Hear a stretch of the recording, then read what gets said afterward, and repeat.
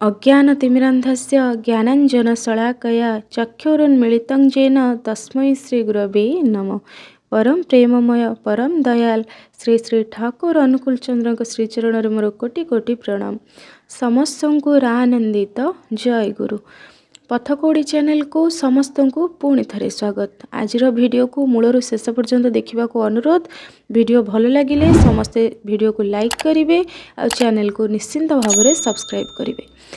तो जमती आम भिडियो प्रथम जमती आपण मानक कहली अज्ञान तिमिरांधस्य ज्ञानांजन शलाकया। अज्ञान तिमिरांधस्य यार अर्थ कौन? गुरु किए आम ए लाइन रु जानीपारे गुरु को तात्पर्य कौन ना अज्ञान तिमिरांधस्य अज्ञान रूपक अंधकार को दूरे दे ज्ञानांजन शलाकया ज्ञान रूपक ज्ञान को जी रंजन करती जड़े था ज्ञानर प्रदीप को जी प्रज्वलित करिपारती अज्ञान रूपक तमसारू आमको दूरे की आनी ज्ञान रे पहुँचे पारती आलोक को देखई पारती सी ही होउछंती गुरु आ सी ही सद्गुरु तांका पाद पद्म रे कोटि कोटि प्रणाम। तो सी होउछंती श्री श्री ठाकुर अनुकूल चंद्र। कहीं आम कहीचे सद्गुरु ना सी आमको सुस्थ रहिबार संपूर्ण प्रकार उपाय कहीकि जाइछंती। जेमती थंबनेल देखि समस्ते निश्चिंत जानिथिबे जे आज वीडियो को रिलेटेड होबाकू जाउछि। ठाकुर कौन आमको कहिछंती सबु रोगर गोटे औषध। से औषध कौन आम निश्चिंत भाव में जानिबा। सबु रोगर गोटे मात्र औषध कौन सेटा? श्री श्री ठाकुर निजे जन होमियोपैथिक डॉक्टर थिले माने होमियोपैथिक मेडिसिन देकी लोक माननकु रोगरु मुक्त करुथिले। आ नाम ध्यान माध्यम रे भी ठाकुर लोक माननकु अधिक रु अधिक रोग भल कर दउथिले। तो कौन जो औषध कथा ठाकुर कहिसंती ना ठाकुर कहिसंती आमको गोटे मात्र मेडिसिन सेटा होची थालकुड़ी पत्र सेवन। थालकुड़ी पत्र कौन जदि आपण माने जानी नाहंती ताहले ठाकुर कथा छाड़ू आपण निजे इंटरनेट रे सर्च करी देखंतु जे थालकुड़ी पत्रर बेनिफिट सब कौन रही। आपण माने निश्चिंत यार आंसर पाइजिबे। थालकुड़ी पत्र कहीं खाइबा ठाकुर कहते एठी मु जणै देबाकू चाहूँगी समस्त को जे थालकुड़ी पत्र एमिति गोटे आयुर्वेदिक मेडिसिन एमिति गोटे मेडिसिनाल प्लांट आम जब ताकू रेगुलारली खाइबा सकाळू तो सी आमको एते बेनिफिट पकई थाए 72टा रोगरू सी आमको रक्षा करे। 72टा रोगरू जे आमको भल करि पारुछि जानि थांतु आपण निजे मान अनुमान लगांतु जे से ता सेतरे केते पावर तार। तो केमिति ना प्रथमे आमर गोटे गोटे रोग मु आपण मानन कहूछि आपण एतिकी आमे जानिबा। थालकुड़ी पत्रर कौन बेनिफिट? प्रथम होछि स्ट्रेस आ एंजाइटी। स्ट्रेस माने कौन ना आजिर जो युवपीढ़ी सब अछंती सेमानकर गोटे युवपीढ़ी हुंतु कि वयस्क लोक भी हुंतु स्ट्रेस माने कौन? चिंता गोटे बढ़िबा चिंता दिन को दिन बढ़िबा एटा साधारण कथा हो गलानी। आमे जानिछे जे चिंता आम शरीर को क्षय करि थाए से चिंता ही बहुत रोगर मूल कारण। तो ताकू आमे कमी परिबा थालकुड़ी पत्र खाइबा द्वारा स्ट्रेस फ्री आमे रहिबा।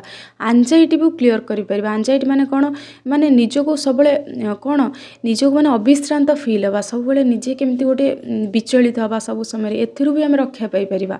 आउ कौन ना लिभर और किडनी प्रोब्लेम रु भी आमको रक्षा मिली थाए। आपण माने जानिछंती लिभर प्रोब्लेम हेले कौन सब हुए किडनी प्रोब्लेम रु केते सब बड़ बड़ रोग रो कारण होची किडनी प्रोब्लेम द्वारा।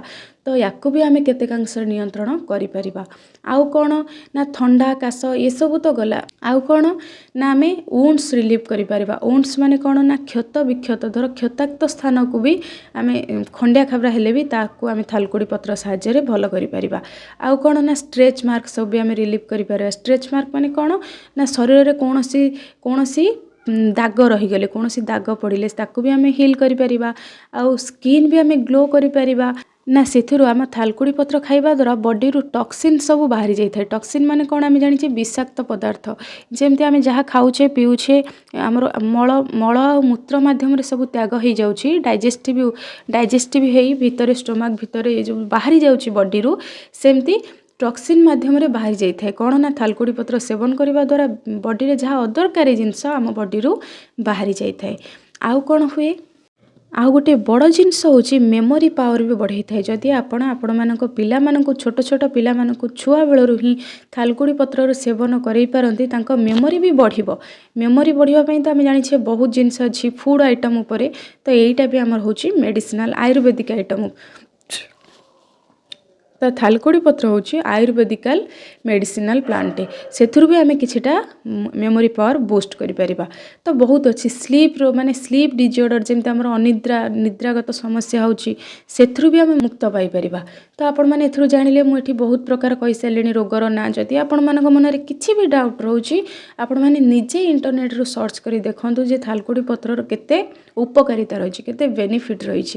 ତ ଏଇଟା ହେଉଛି ପ୍ରାୟ ଅଧିକରୁ ଅଧିକ ରୋଗର ଏଇଟା ପ୍ରଥମ ମେଡ଼ିସିନ ଯେଉଁଟାକି ଆମକୁ ଠାକୁର ଦେଇକି ଯାଇଛନ୍ତି, ଆମକୁ ଖାଇବା ପାଇଁ କୁହାଯାଇଛି ଯେ ନିୟମିତ ଭାବରେ ସକାଳୁ ଖାଲି ପେଟରେ ଥାଲକୁଡ଼ି ପତ୍ର ସେବନ କରିବା ଆବଶ୍ୟକ।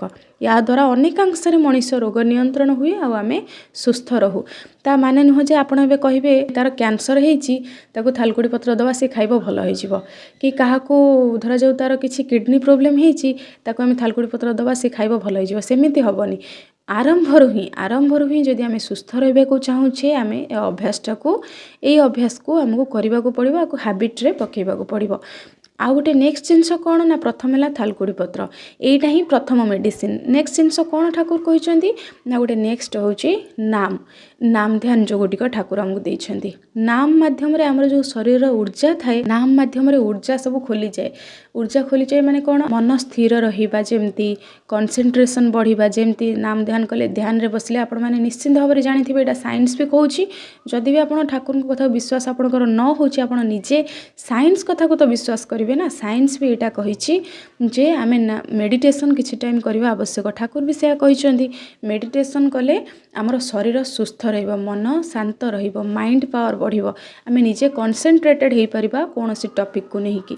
ତ ଆମେ ନାମ ଧ୍ୟାନ ବି କରିପାରିବା, କାହିଁକି ନା ଏମିତି ବହୁତ ଅଛି। ଆମେ ବହୁତ ଦେଖିଛେ ଠାକୁର ଯେତେବେଳେ ପାବନାରେ ଥିଲେ ବହୁତ ଲୋକଙ୍କୁ ଦେଓଘର ଆଶ୍ରମରେ ବି ନାମ ଧ୍ୟାନ ମାଧ୍ୟମରେ ବହୁତ ରୋଗକୁ ଠାକୁର ଭଲ କରେଇଛନ୍ତି।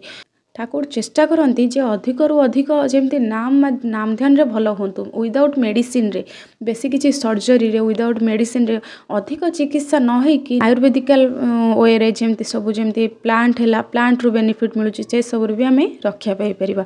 ତ ଠାକୁର ଆମକୁ ଏଇସବୁ ନିୟମ ଦେଇଛନ୍ତି। ତା ସହିତ ଆମେ ଯଜନ ଯାଜନ ଇଷ୍ଟବୃତ୍ତି କରିବା, ନିୟମିତ ଭାବରେ ଠାକୁରଙ୍କୁ ସନ୍ଧ୍ୟା ପ୍ରାର୍ଥନା କରିବା, ସକାଳେ ପ୍ରାର୍ଥନା ପ୍ରେୟାର କରିବା, ନାମ ଧ୍ୟାନ କରିବା, ଆଉ ସତ୍ର ସଙ୍ଗ କରିବା, ସଦାଚାର ଗ୍ରହଣ କରିବା, ସ୍ୱସ୍ଥୟନ ଗ୍ରହଣ କରିବା, ଆଇଁଷ ତ୍ୟାଗ କରିବା। ଏମିତି ସବୁ ଜିନିଷ ଆମେ ଠାକୁରଙ୍କର ଯାହା ସବୁ ରୁଲ୍ ଅଛି ମାନିକି ଚଳିବା। ତା ଦ୍ୱାରା ହିଁ ଆମେ ସୁସ୍ଥ ରହିବା। ଠାକୁରଙ୍କୁ ଡାକିବାକୁ ପଡ଼ିବ, ଠାକୁରଙ୍କ ନୀତି ନିୟମରେ ରହିବାକୁ ପଡ଼ିବ, ତା ମାଧ୍ୟମରେ ହିଁ ଆମେ ସୁସ୍ଥ ରହିପାରିବା।